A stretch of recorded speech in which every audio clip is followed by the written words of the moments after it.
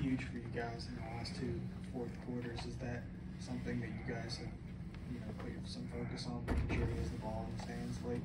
Yeah, definitely. I mean, obviously he's improved so much over the season with his decision making, his playmaking, his downhill attack. Wasn't getting it going from the three-point line early, but knocked down 3 in the second half, which was big. Obviously, free throws. There's just a lot of trust that with all the development he's shown in the off season and this season, and just our attention, like how we improve our fourth quarter offense.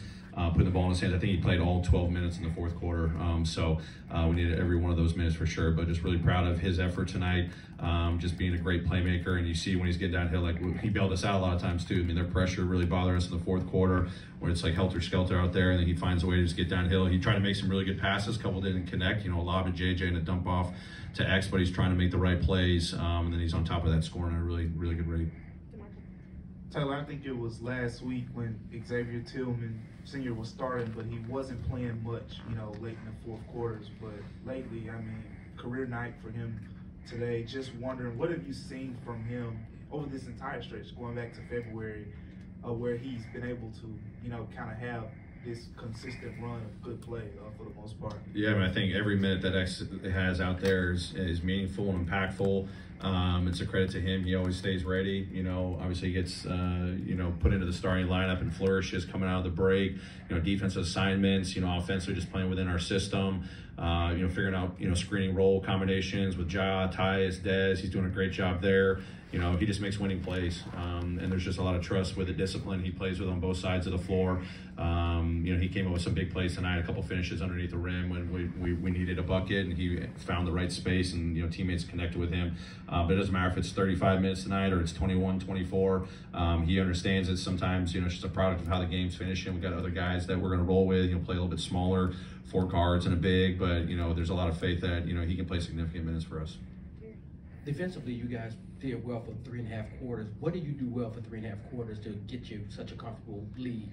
Yeah, I don't know how you put those 3.5. It was all over the place. I thought our transition defense was terrible to start the first half, terrible to start to finish the first half. Our discipline to take away the paint was good for the most part, but then in the fourth quarter it broke down. Ben Carroll was able to get downhill. Fultz, I'm looking at the box score. I'm not sure they scored 5 fast break points. I think they had a lot more than that. So they really hurt us in that department. And then obviously just our inability to rebound. We give up 20 second chance points, critical moments of the game. So wherever that 3.5 good basketball was, we figured it out. But we've got to learn from this and get better. I mean, our transition defense and our rebounding are Achilles heels of ours. It's not, a secret or anything like that. So we got to improve in that area. But I really loved our ball movement. In the first half was really good. We had some sporadic moments, in the second half, but their physicality bothered us. I think the runs kind of just killed our energy a little bit on the offensive side. But luckily we were able to make enough plays and actually inbound the ball, inside out and full court situations, because when they do that, it can throw a curveball and it catches you off guard. We were prepared for it, and luckily we made it just enough plays after, a couple mistakes. Coach, in the back, you got the Clippers coming in for 2. How different is that team without Paul George? Paul George is so important in what they do. Obviously, all-star. Obviously, I think the Clippers always do a great job just adapting, when personnel's in and out. Obviously, Kawhi's playing at an extremely elite level. I think they're going to get Norman Powell back. The addition of Russ, they hurt us, with some runs in the second half with their physicality and the pace and force that they played with. They can go big, they can go small. They just have next man up mentality. It's a credit to them. They figure it out. Who knows how long, George will be out, but I think they continue to play with their same system. A couple guys may just be featured a little bit more, but when you've got Leonard and you got, Russ, pushing the envelope for them, you got a lot of other guys that can, I think Batum had a great night the other night. Eric Gordon's playing really well for them too. They got a lot of firepower, so we got to be ready for this 2-game mini-series. How we do last 3, we'll go to Michael Ball from injured. Just want to confirm, so Ja will be good to go for the game tomorrow? Yeah, that's our anticipation, yes. Taylor, again, before the game, talked about Luke and getting him to shoot more, but just noticing the playmaking. I think he had 5 more assists. I think that's like the 3rd or 4th time since he's joined. Where do you see his ability to make plays come out the most? Is it when teams kind of overplay him, or do you just like, look, we got movement around him and he's able to just take advantage of that? I think it's both. I mean, teams are obviously going to game plan and try to run him off the three-point line, and I think he makes quick decisions to, get inside the three-point line and find his teammates. Did a great job connecting tonight.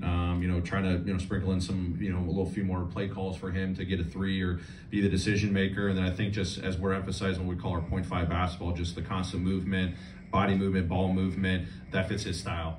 So we talked about that when he first came here. It's not going to be just all shoot. It's going to be play make as well, because he's got that in his arsenal. So really proud of him. As you said, 5 assists, knocking down threes. He's just getting more comfortable. And as we as a team collectively continue to play that, rhythm 0.5 basketball, it'll be able to unlock even more of his game. Last one, Drew.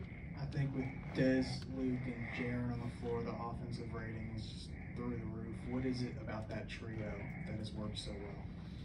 I mean, it's still small sample size, but obviously, you've got Dez and JJ who are playing extremely well. Point of attacks for us. Dez in pick and rolls. Driving kicks. It's JJ in the post. It's JJ in pick and rolls. Obviously, I think they're doing a really good job connecting with Luke too. Obviously Dez played point guard tonight. There was a stretch there before Ja came back, and then now with Ja and Tyus, you see them connecting with those guys too. It's just, again, back to that 0.5 basketball, but we're just trying to get everyone to be playmakers out there more and more. You can see the connectivity, you can see the energy of the ball, but that group has been really good for us. Just, more shooting, more points of attack, where you got Dez going downhill, JJ going downhill, Claps defense, and you usually got 2 shooter space, which opens up more for us offensively. All right, thanks, Dad. Great, thanks everybody.